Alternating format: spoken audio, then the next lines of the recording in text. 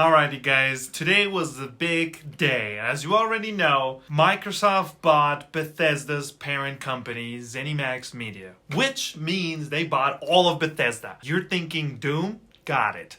Skyrim or Elder Scrolls? Got it. Dishonored, Wolfenstein, Evil Within, Prey, etc. Like, they got it all.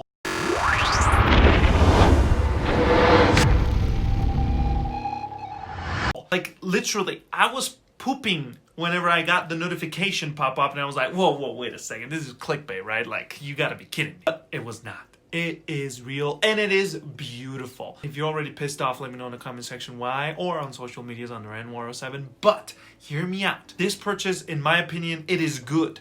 Because Microsoft has been doing this good consumer approach so far. Of course, things can change. It's 2020, which, by the way, the whole sale, it is not fully gone through because there is some government approval to go on there, but more than likely it will go through. But it is 2020, so be prepared.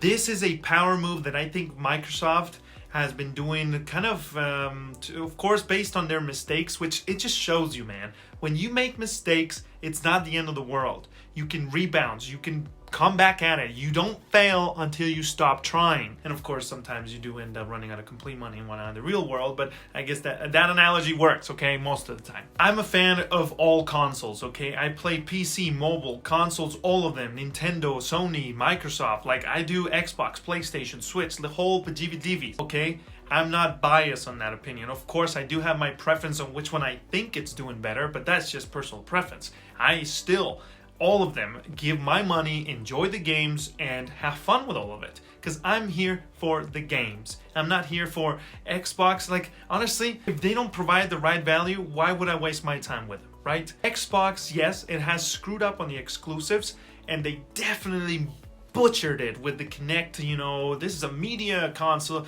Hey, gamers! Yeah, TV, here you go. That's a console for TV watching. I bet you like doing that, don't you? That fiasco was, you know, horrible, and definitely PlayStation, I think, has won what you could call this generation, the console war, this current generation of the console war. But I think Xbox, from their mistakes, are rebirthing, kind of like a phoenix, because services, they're killing it compared to Sony. Exclusives, yeah, they're cool, but when it comes to long-term games like Fortnite, I meant multiplayer games, and relieving most single-player games on the highest fidelity console and the easiest way to access, which is Xbox Game Pass. Like, for real, Witcher 3, you haven't played it? What the heck are you doing? Are you living on the rock? You can either play the highest-end version on the Xbox One X or just access it. Never played it. I can access it on my crappy Xbox One S from Game Pass, technically for free. That and more have, to me, for a while, I've been saying it on Twitch to everybody, which you can come see it live on Twitch, Monday, Wednesday, and Friday. Xbox is transcending the console, okay? The console wars, yeah, it's cool, it sells, but honestly, if that's all you see, then you're watching the wrong video and just click and get the hell out of here. Xbox is transcending the whole hardware, kind of like Apple's doing with transcending their iPhone, you know, their hardware. They're going to the services. Xbox understands that. And so they're going full out. And of course they can. They have a huge budget. It's Microsoft. Sony is like this small. And Microsoft is that big when it comes to buying power and influence and all that stuff. Which I think today's acquisition is kind of like Microsoft saying, everybody, we're taking this serious. So I don't know if you didn't notice, but Game Pass, there's not really much gain in there, but we're still offering it for quite a good price. We're gonna just buy all of Bethesda and shut up all the fetching losers that go around saying we don't have exclusives. And that takes me to my point where exclusivities, I think, for the first 2 years is not gonna be an issue. They've even said it, they're gonna honor the current contracts and they're gonna go case by case basis on the actual exclusivity of future titles, which in my opinion means for the near future, if you're a Bethesda fan and you're worried about exclusivity, I wouldn't worry about it as long as your game comes within the next 24 months. After that, the longer you go, the harder and more worried I would say it is that your exclusive will be available on your PlayStation or even Nintendo Switch. Because the wording is key, guys. They said Xbox console and PC on a case by case. At first, hopefully, my hope is that Microsoft will keep their positive towards consumer first approach, which can change at any point. But honestly, they have so much cash that I don't expect them to expect a quick return on Bethesda's purchase. 7.5 billion out of a 40 plus billion, profit company. It's kind of like saying, do I want a quarter pounder or a quarter pounder deluxe? Like, it don't really matter. I just don't care. I'll buy 10 of them. Kind of that approach. But definitely long term, past the 2 or 3 years, I would start worrying about which console I'm getting into. Which, by the way, I said I would, but I wouldn't, because I enjoy all of it. I have all of them, and I'm like PlayStation 5.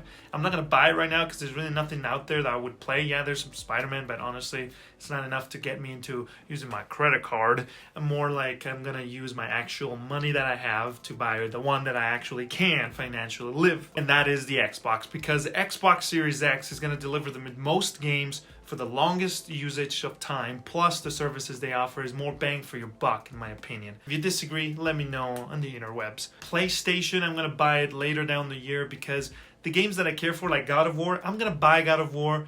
I'm gonna buy a PlayStation 5 because of God of War. Like, if that's the only game the PlayStation 5 came out that was exclusive, I'd still buy it. That's how dedicated I am to some of these franchises that they own. But Sony, in my opinion, with PlayStation, and there are signs that they're improving, and we can talk about it all you want, like testing through Microsoft Cloud services, etc., etc. But Sony, I think they're gonna have to start pulling off within the next year or two some kind of big push into services. They're definitely trying with PlayStation Now, but honestly, I feel like they should have bundled them. Maybe they can't though, because it is too expensive. The budget on both companies is way different. But anyway, when it comes to console wars, even if PlayStation wins the next-gen console wars, that console war won't necessarily be, it won't be the same console war that it's been going on since the dawn of time. Because if they win on that, and they don't add their services and other stuff, and honestly, I don't see how they can win, per se.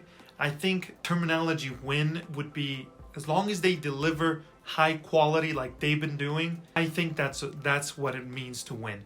When it comes to numbers, I think Sony can't, because Xbox is going to have the service, they're going to have the budget to be able to pull the hardware, and even if PlayStation sells more, that console war, no one's going to care if they're playing their favorite console games on their mobile devices, on your computer through streaming, or even your computer, because Xbox is practically going Xbox/PC nowadays. Yeah, you can yell all you want and be as loud as you can, but at the end of the day, if PlayStation doesn't expand, their console war victory, it's just gonna be a shout down the street no one's gonna give a damn about, other than the person giving the shout down the street. But like I said, I'm a big fan of all games, and I love my PlayStation, and I'm super excited for where things are going, and I can see definitely, I want Sony and Nintendo to keep fighting against Xbox and just keep the competition fresh and engaging. And let me know what you think. What do you think about this Bethesda move? Are you ready for it, or are you not? Are you worried? Are you happy? Let's talk about it. Anyway, I'm in War 7, and I hope I've educated you a little bit over here. And remember, stay frosty, play your games, and don't give a damn where you're playing them, man. Just play the games and enjoy, and make these companies work for you, and then you give them in return your hard-earned cash. Anyway, till next time, peace out.